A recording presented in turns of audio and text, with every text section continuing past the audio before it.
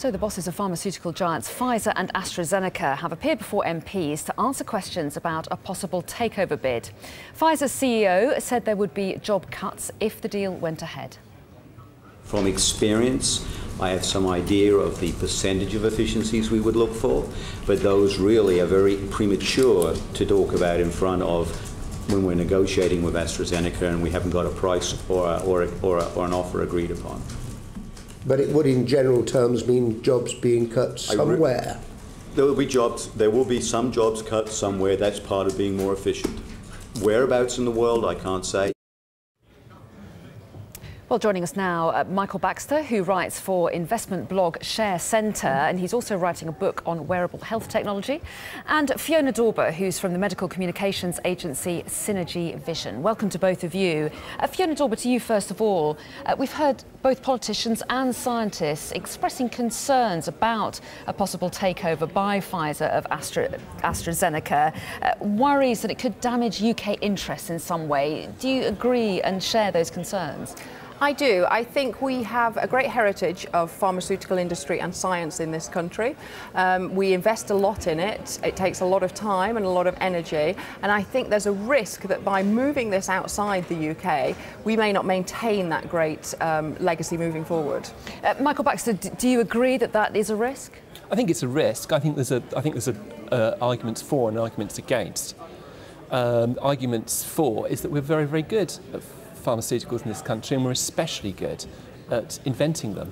And if we're so good at these things, why should we be frightened of the largest drugs company in the world taking a big interest in the UK? That's the pro argument. The other side is it could mean less competition, and that might be bad news, especially for the smaller biotech companies, which are probably the lifeblood of the industry in the future. Well, I think Ian Reid actually addressed both of those issues during questionings with MPs. Ffyona Dawber, Ian Reid being the boss of Pfizer, of course, he said that he thought the deal would strengthen the scientific base in the UK, and he also addressed this idea of competition. He said that a deal would increase efficiency and make both firms more competitive in what was an increasingly tough marketplace. Are you reassured by either of those assertions? I think they sound great. For me, I think we would need more reassurances on his commitment, his long-term commitment. What I heard was they were committing to 5 years staying within the UK. Production of pharmaceuticals takes considerably longer than 5 years. It's an industry and it's investment, knowledge and intellect that's built up over years and over decades. So I would like to see a longer commitment than 5 years. Well, yes, and would you agree with that, Michael Baxter, especially given that the Pfizer boss also admitted that the amount spent on research and development would probably be less than the current amount spent by the two companies when they're separate? Yeah, it's a fairly disturbing thing for him to admit to, isn't it, really? I think that I'm actually very positive about the future of the pharmaceutical industry. I think it's got some very exciting technologies in the pipeline, and the UK is well placed to take advantage of that. So there's a possibility that Pfizer might be just the company to help the UK exploit those technologies. On the other hand, Pfizer's record perhaps isn't that wonderful. So the question we have to ask is, actually, would AstraZeneca be able to do a better job of it on its own? Well, that's right. You say Pfizer's record's not so wonderful. There are many in Sweden that say that Pfizer didn't stick to promises that it made there.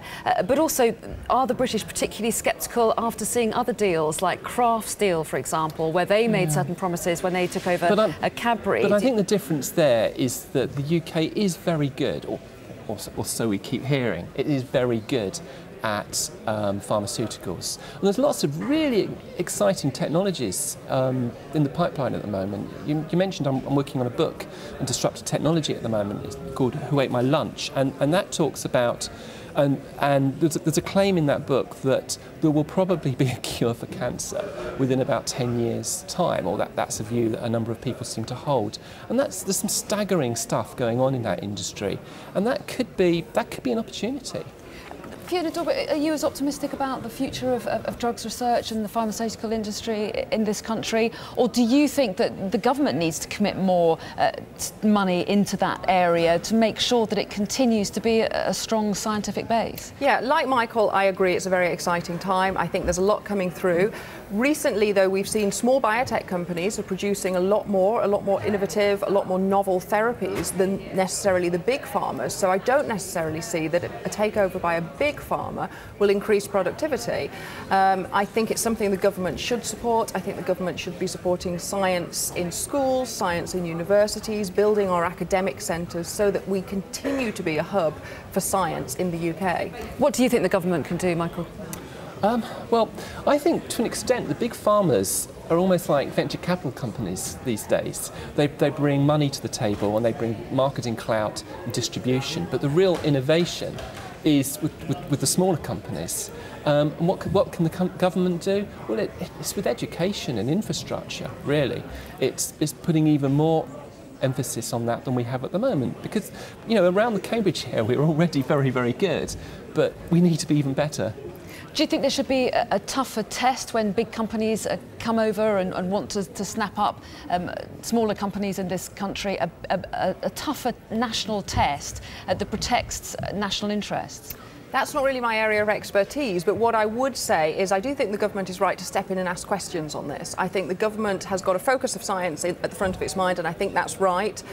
Whether they should step in on all mergers and acquisitions, I couldn't say. That's not really my area. Michael Baxter, ultimately, do you think this is down to money? It's down to shareholders feeling that they might get a good price for the company, and that ultimately it's all about money and profits in the future? Well, as far as the shareholders are concerned, I guess the main consideration is the price that Pfizer are prepared to pay. Personally, I think that there's a lot more scope in the share price. The CEO of AstraZeneca recently predicted that the company's turnover would almost double, not quite, but almost double between now and 2023. And I buy that. I can believe that. And given that, maybe Pfizer should be paying a lot more money than they're offering. And ultimately, the NHS, is a huge user of pharmaceuticals, and inevitably, can the government's role, the government's ownership of the NHS to a certain extent play a part there?